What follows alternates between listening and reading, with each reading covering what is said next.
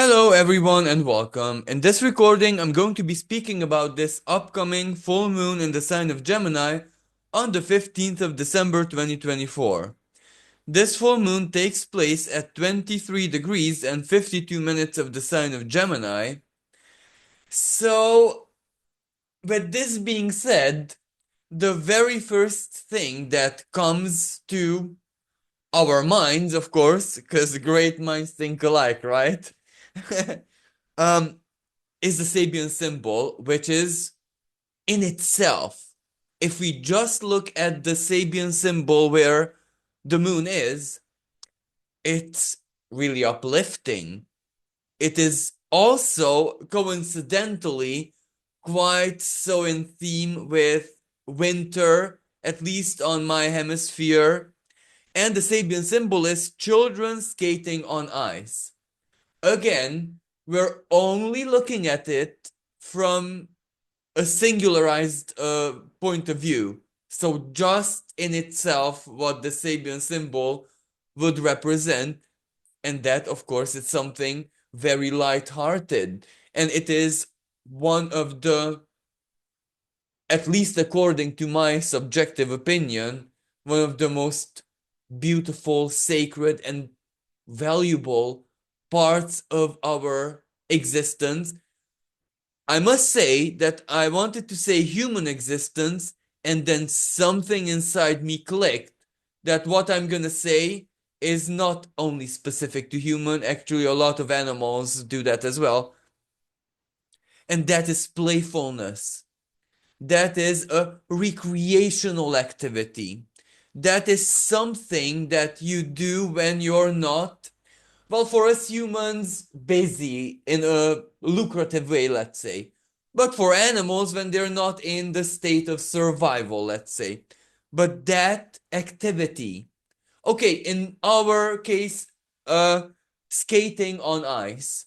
And the skating is very, very Gemini-like because it requires a little bit, not too much, but a tiny bit of understanding, a little bit of coordination, working with certain rules and regulations, so to speak, as well, administrating these, as in how not to accidentally cut your finger off and stuff like that. So, how to, manage. And this in itself is very stimulating, very, like, in a certain way, feeding the being. And this is where multiple parts, of course, the soul, the playfulness, the moon in this equation, even, but also the mind, also the physical body. So it's quite a multi dimensional, even activity. It is more to it than meets the eye, so its benefits are also multiple. On the other side, if we look at this from a more philosophical perspective, the lightheartedness, the innocence, and also the opportunity to do all of this that a season usually offers. And in the okay, not necessarily in ultra modern days, because you can ice skate in any season if you necessarily want to. But let's put it in the context of, I do believe that the Sabian symbols were channeled somewhere in the early 900s, or some and roughly, very, very, very roughly like that, and that plus minus 50 or maybe 100 years, but something like that. So you can imagine it is tied to a season. uh and usually that season is the unfriendliest one, if I'm allowed to actually use this term. However, from a spiritual perspective, due to adaptation, due to our adaptation to this season, it's actually quite a rich season, because we do add a lot of light to it in our own unique way, within our individual person, family, culture, where we live. You know what I mean. So it's really, but all in all, it's really, really positive. It really um, illuminates full moon, right? Um, the light-hearted, playful, and also, in a way, recreational nature of Gemini, regardless of where it is in your chart. But everyone has Gemini in their component. Gemini, for example, usually rules the hands. So dexterity. And we do a lot with our hands. That is many times essential for life. Cooking, a surgeon, what they have to do, repair. It's so diverse. But anyway, so in itself, this is quite optimistic, quite light-hearted, quite in tune with the season. But this is the big but. I could very easily continue this theme if it would hold aspects with any other planet than the one it's actually holding an aspect with. And we're speaking about Neptune. Because Neptune is exactly the meaning of it all, the feeling, the illusion, the not so very clear part of any picture, the mystery, the maybe sometimes the delusion, the deception, the devil, if I'm allowed to say, use this word symbolically in a playful way. So if we mix this in the picture, it's not all that innocent anymore. Because it's a full moon, right? It reveals intensely something based on an emotion, but because this is Gemini, the emotion is processed mentally and it's perceived, and with Jupiter in the same sign, the emotion means something big time.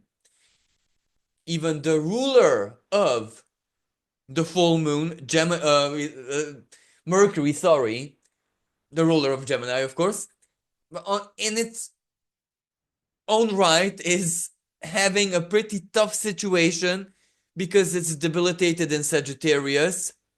It is in mutual reception with Jupiter, but they're not conversing, in my opinion, almost at all in the moment of this full moon. So the mutual reception's helpful part is not there as much. So Mercury is having a pretty hard time. What's real? What is not real? What do I believe? What do I feel? It's asking big questions, some philosophical questions as well.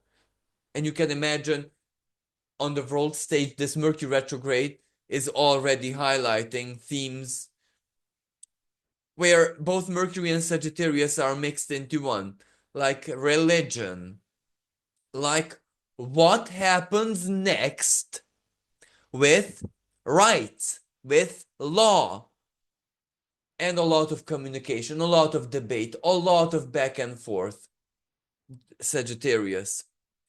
And before the Mercury retrograde season began, in my Mercury retrograde special horoscope, I did say that Sagittarius is linked to aviation and space travel and stuff like that. Well, the way it played out, it was a bit different than I expected, wasn't it?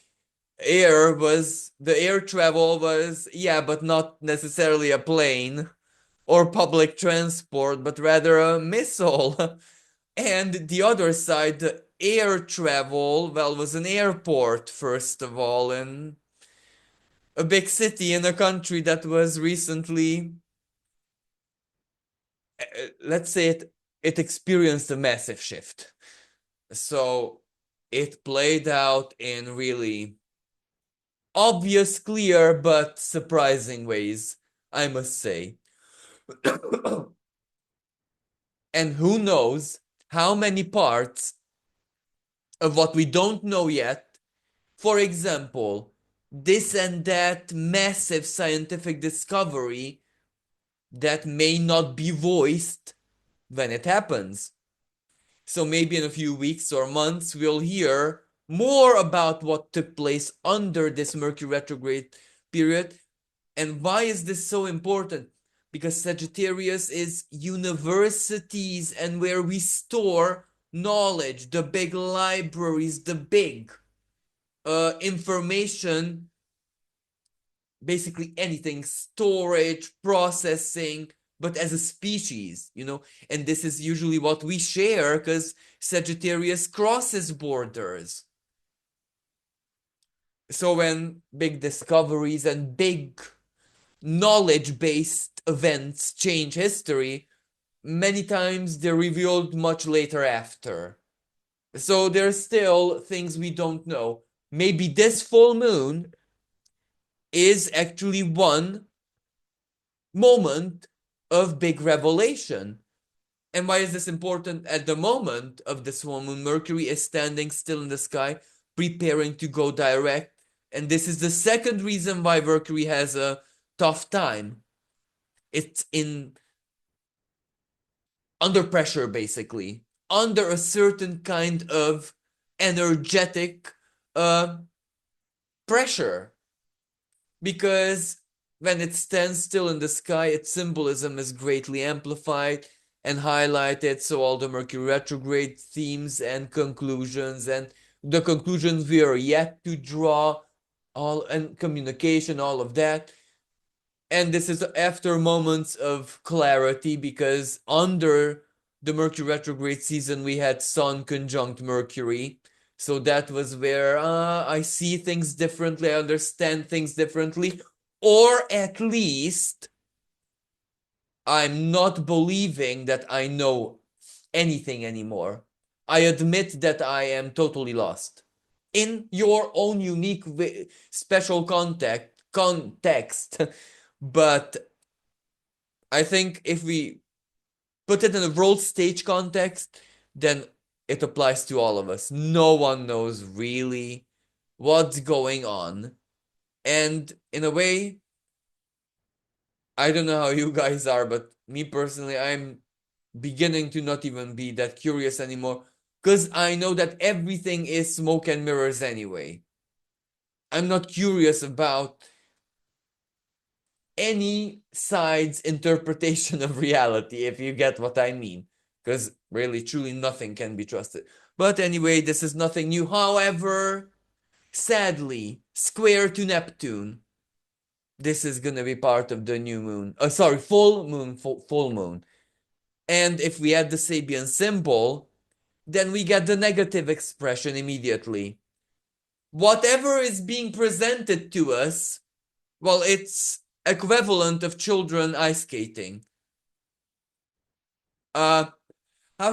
It's not adults holding an ice skating tournament where the world pros compete and it's tearfully beautiful. It is children just having fun. And when adults watch the children just having fun, well, what do? They laugh, they ridicule them. Oh, how cute, how clumsy. You know what I mean. And if we see the cute, clumsy on the world stage, at a moment like this, well, that is outrageous. That is where it rings massive alarm bells that the people who should be working on ...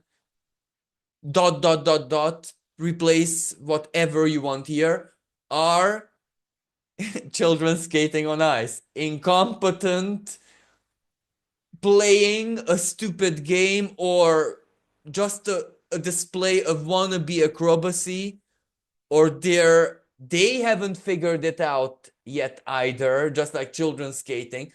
But children skating don't really have to. These guys, however, are under a lot of Neptune. Like, okay, either you skate as a pro, or you're gonna drown immediately. And Neptune, the collective psyche, the collective dissatisfaction, the collective tears, the collective rage. Let me give you an example of, the Great Depression in the United States.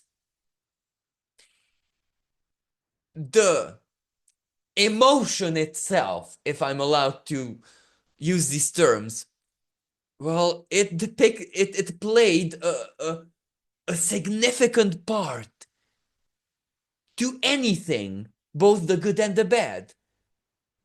So that is the type of pressure I'm speaking about. The collective emotion, whatever nuance of it is pressuring, right? Well, it will build and build and build, and action has to be taken at some point. So, but this full moon may not necessarily be the focal point of action.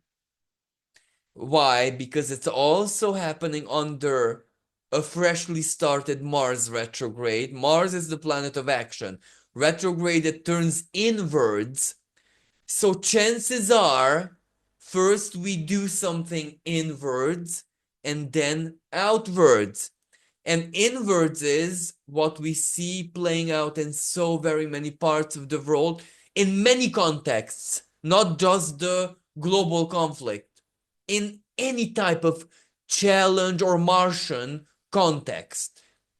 Abandonment, second thinking, and pause, and then second think. Or Syria's leader, that was a very unexpected move, right? But it was so Mars retrograde. Instead of Mars direct, I don't want to name it. Let's do Mars retrograde, and regardless how the gesture looks like, it is ultimately wise. And it is ultimately admitting a reality. All of this opposed by Pluto, right? Admitting the truth, Pluto. How it came to this, it doesn't matter anymore. The only thing that matters is the immediate now and the truth of it. How it came to it, it doesn't matter anymore. What matters is what is. And in that sense, that Mars retrograde, that is what we're going to be seeing more of. In which context? We don't know. Organizations, big moves, but do not forget, Pluto right now is still between Capricorn and Aquarius. Mathematically is ingressed in Aquarius, but it's still one tentacle at least in Capricorn finishing its job. So the Pluto Capricorn themes are very much still ongoing. Actually, more ongoing than when it was mathematically in Capricorn, because it had to set up the stage. Now in Aquarius, it has quantum speed. It can energize everything it did, and that's why things are happening in chains in quick succession. So we are yet to see more of that, but also more of the next, the new. That which follows. But you know what the problem is? That which follows sometimes is not the permanent next. Sometimes there are a succession of intermediary nexts in any way, shape, and form. A stage, a state, a leader, a way of doing, being, etc. So we might experience a rapid succession of temporary nexts, transitions to something more stable. And this Gemini full moon may highlight the volatility of this. Leaders may come and go in a second. So, the larger Aquarian period, Pluto there in the next 20 years, but also the great conjunction that happened 21st December 2020 of Saturn and Jupiter, and Uranus in Taurus conversing with the sun, and other themes do greatly emphasize the Uranian. So the futuristic, the leader, the next, the new, just like at the French Revolution, the relevant figures have to step up now. Those who lead freedom, and yes, and that's happening. However, they may last a week. They just represent the wrecking ball. They don't necessarily represent the Saturnian side of the new. Uranus is not Saturn. They both rule Aquarius, but Uranus is just the new. Saturn may take its time until it brings the stability to the table. Why am I emphasizing on this? Because this new moon, amongst many other things, will highlight how unstable everything is and the wisdom that goes with that, regardless if it's your job, it's your health, it's your relationship, it's your marriage, it's your, I don't know, sexuality, spirituality, relation with the self, relation with family, relation with other, whatever it is that you are going through, whatever theme it is for you personally, you must be really, really patient, because it is difficult, because there's a lot of pressure. You need to advance, or whatever applies in your situation, the breakthrough, however that may play out. Because usually the breakthrough is Plutonian. So that means either an ending that is very, very important, because the new beginning is just auto after. The new beginning is easy peasy. For other people, the ending is easy peasy. The new beginning is the hard stuff. For other people, still no end, no beginning, just a transformation. For other people, purging. For example, quitting bad habits or bad anything that you understand as such. May it be corporal, psychological, mental, spiritual, whatever. Transforming in that sense, purging.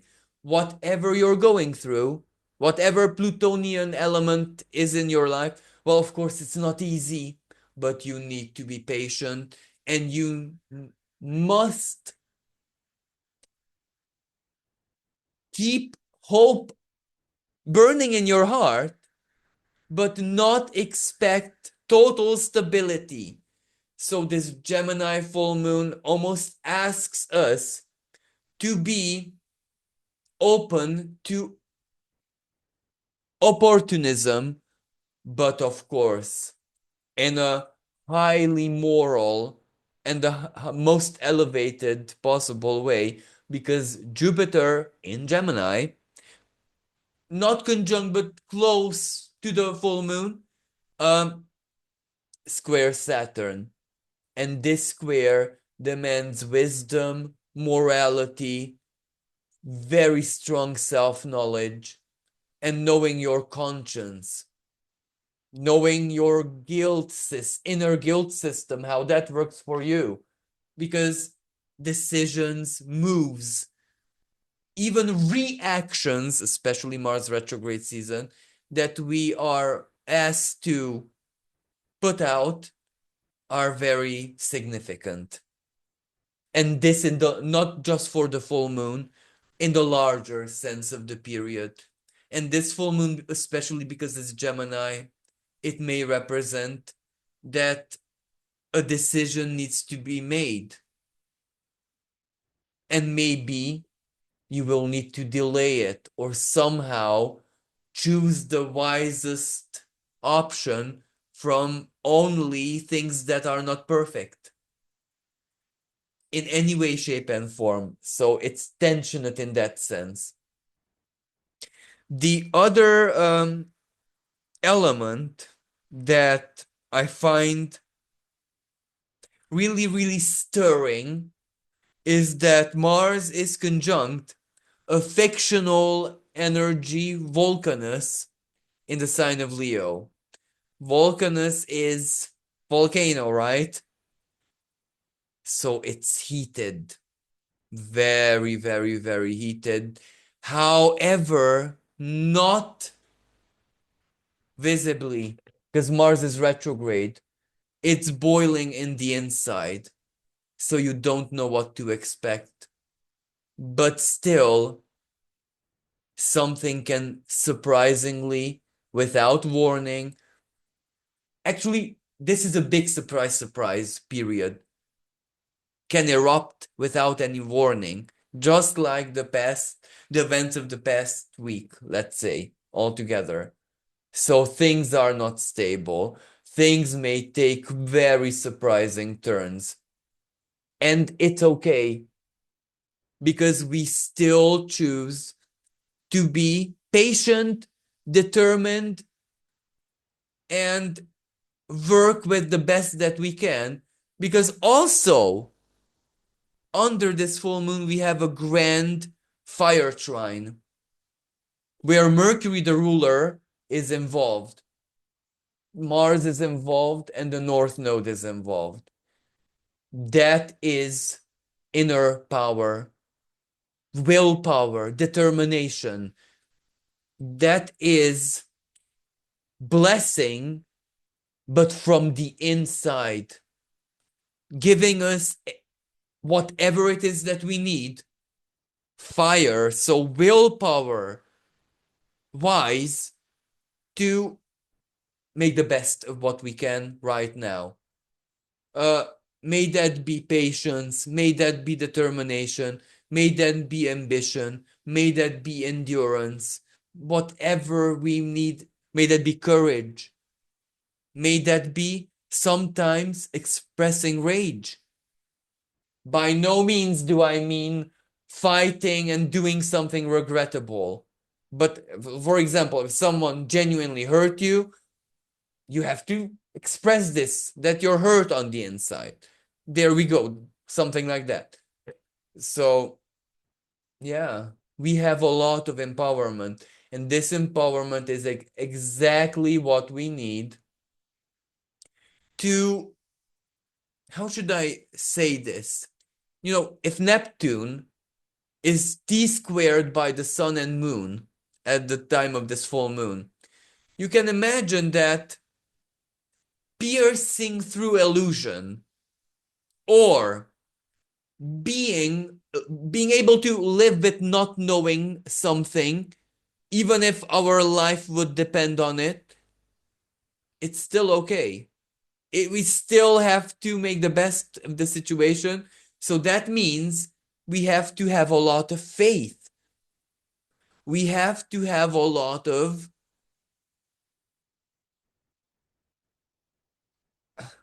I'm not even sure how, care, because that's the word I want to use, but care in any sense for the self, for the other, for the situation, but sufficient care when we have to distance ourselves from the situation. You know what I mean? Wise care. Or you get what I mean, a bit of emotional intelligence, a bit of life experience, but also a bit of mercurial intelligence, also a bit of Jupiter strong faith mixed all together, where this gives us everything we need to know our truth in times when everything is totally a lie and uncertain on the outside. Because that, if Gemini is very good at one thing, that is not being lost in one's own truth, even though one is lost in the external truth. The duality of it. At least inside of you, exactly because you're a Gemini, you understand. You understand the self in a way no other sun sign, can understand their own suns because they cannot get outside of them as a Gemini can. Not even a Pisces, not even a Libra, and not even an Aquarius. And basically, many signs have a tiny touch of duality to them. Let me give an example. Aries, horns, two. Taurus, horns, two. They also have two elements, a dual element. Cancer, two pincers, again a two. Leo doesn't necessarily have the two in it, but we know any cat owner knows how quickly Leo mood swings. So that's already a one, but which is two really. Virgo doesn't need two because Virgo works with 10 minimum. Virgo is way beyond two. So let's not even go and teach Virgos lessons about duality because they have multi dualities, which the rest of the signs will, let's not even try to understand. Libra, not need, Libra, we don't need to mention it. Scorpio to pincers. Or if we want to use other symbols of Scorpio, well, the hawk has two wings. The serpent, well, it doesn't necessarily have two, but the serpent is like, the Ouroboros. It's like a circle if it wants to be. A beginning and the end, right? That's already like a two-ish. Well, Capricorn is a bit like Virgo. How dare you come and even lecture Capricorn about duality when Capricorn can work at least with four? You know what I mean? It doesn't do twos. If it wants to go double, well, it goes higher numbers. It cannot handle the Virgo load, but it's still, let's not offend it. Aquarius is not needed to be explained, and neither does Pisces, because so basically, the whole zodiac, if we necessarily want to find the duality and it is dual, but none like Gemini. And I'm so sorry, I'm not having a narcissistic moment here because I'm Gemini Sun Moon. I'm just having an astrological analysis based on very personal knowledge of the situation. Okay, enough of the BS. Another good element to this, another saving grace, which helps us combat the not so nice side of Neptune, is that the um, moon trines Vesta at 22 degrees of Libra. Partnerships. Let me give the best possible interpretation of this. I might be a little bit stupid, inexperienced. My head is really not in the right place. No problem. My boyfriend, girlfriend, colleague, friend, neighbor, mommy, daddy, unofficial mommy, daddy, any type of mommy, daddy, or whatever this, someone knows. Someone who loves me knows. So I'm more than okay. I don't need to know if someone who loves me very much knows, right? I don't even need to have it figured out. I this is the situation where my situation isn't even as bad as long as someone loves me a lot. And this is literal sometimes. And this and it, that type of knowledge ultimately, because they are a sign that someone loves me very, very, very much. It doesn't matter why or in which context, even if it's not all that personal. Someone loves you for the professional that you are, but a lot. That count, that goes, that's game.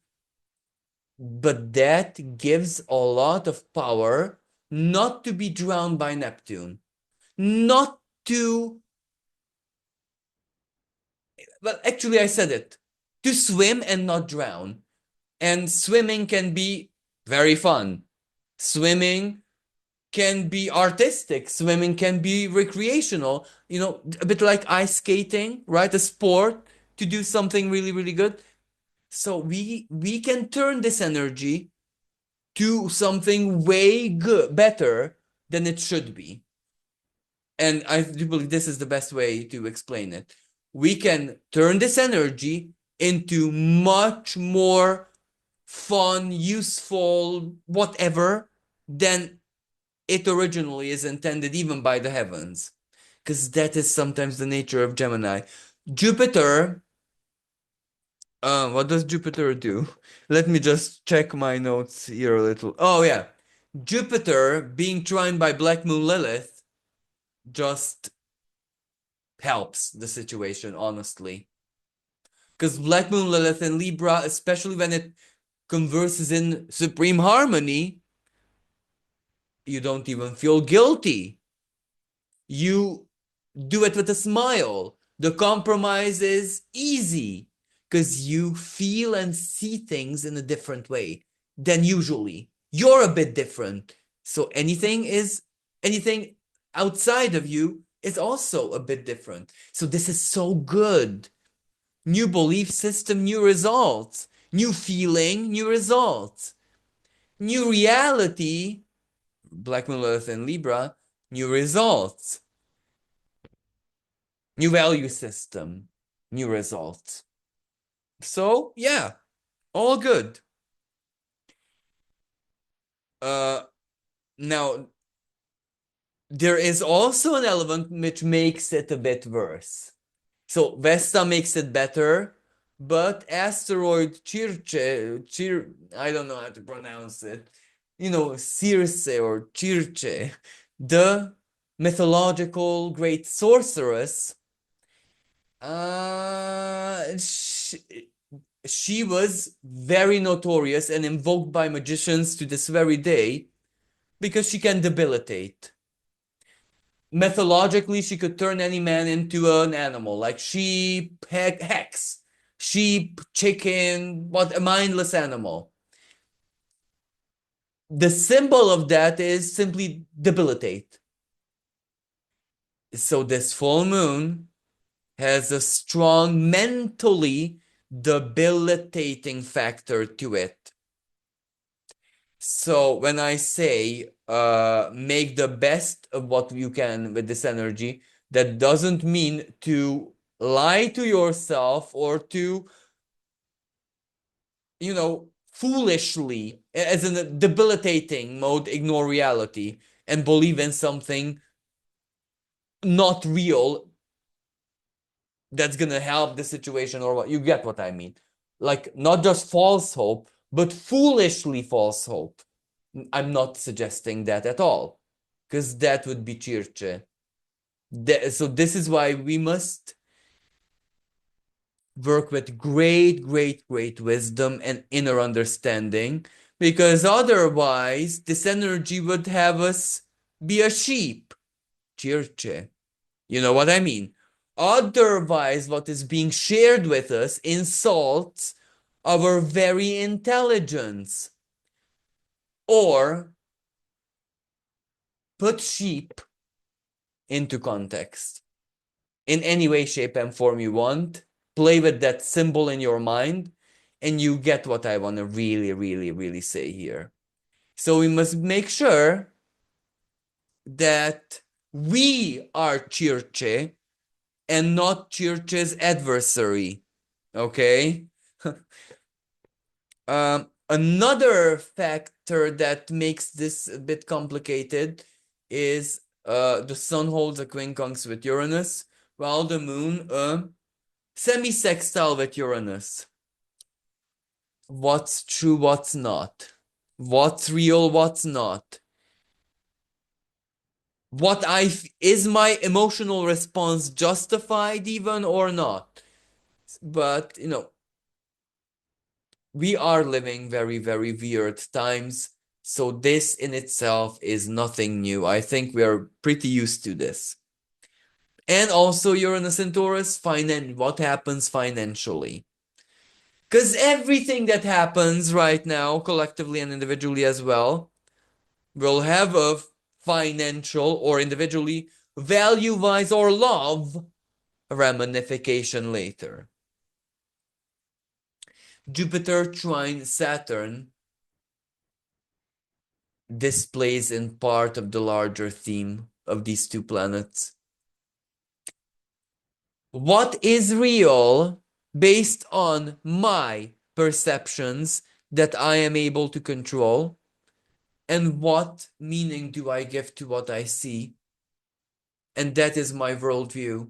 And these two planets frictioning against each other are refined. It's like a chisel or sizzle. It is where the sculptor adds the most refined finishing touches, where he needs the ultra expensive fine tools. That's how to understand the square. Every detail of belief, of inner faith is important. Every small detail, every nuance, every feeling, every emotion, every personal philosophy that is pure is very, very important. Another element, and this is again a saving grace in my perception, it is that the full moon, the moon, conjuncts white moon Selena, the opposite of black moon Lilith, the higher octave of the soul, the higher octave even of instinct, the instinct of love, the instinct of nurture, the instinct to save, to protect, to guide. On one hand, it is exactly this that will be challenged. Remember Circe and Neptune. Sometimes the road to hell is paved with good intention.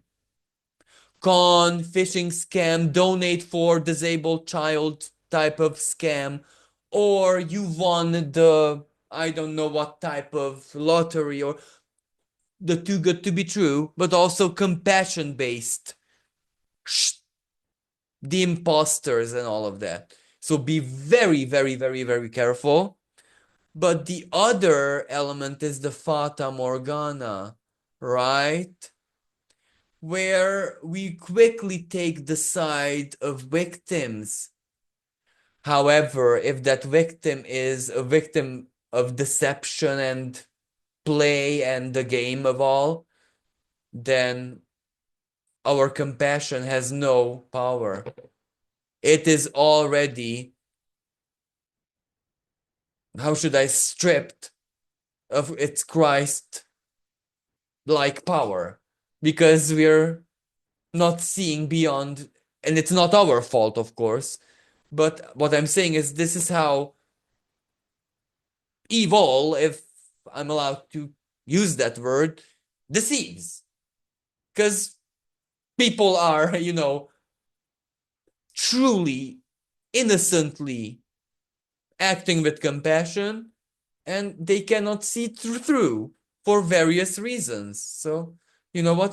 This is also part of the energy.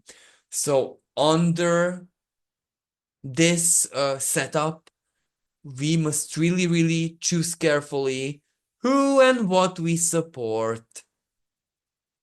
Even very personally speaking, this is where I am not gonna support my best friend while he cheats on his wife that I also know and I'm friend of. It's the situation.